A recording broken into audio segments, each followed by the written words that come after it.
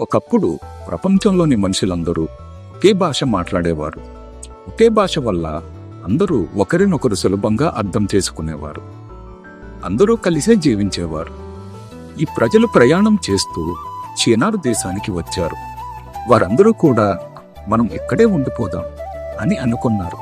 కానీ దేవుడు వాళ్లకు ముందే చెప్పాడు, భూమి అంతటా వ్యాపించండి అని. కానీ మనుషులు ఆ మాటను పట్టించుకోకుండా వాళ్ళు ఇలా అనుకున్నారు, మనము ఒక పట్టణం కడదాం, ఆకాశాన్ని తాకే గోపురం కడదాం, మనకు ఒక గొప్ప పేరు తెచ్చుకుందాం, చెదిరిపోకుండా ఇక్కడే ఉందాం అని అందరూ కలిసి గోపురం కట్టడం మొదలుపెట్టారు. దేవుడు వాళ్ళు చేస్తున్నదంతా చూశాడు. వారు దేవుని మాట వినకుండా గర్వంతో ముందుకు వెళ్తున్నారు.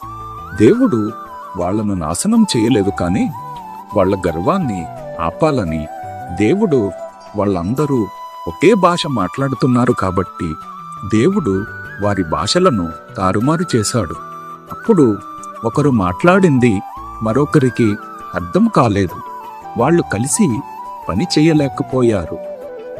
దానివల్ల గోపురం కట్టడం కూడా ఆగిపోయింది. దేవుడు మనుషుల భాషలను గందరగోళం చేశాడు కాబట్టి ఆ పట్టణానికి బాబేలు అని పేరు వచ్చింది. అలా దేవుడు వాళ్లను అక్కడి నుండి భూమి అంతటా గుంపులు గుంపులుగా వేరు చేసి ప్రపంచమంతా విస్తరించేలా చేశాడు.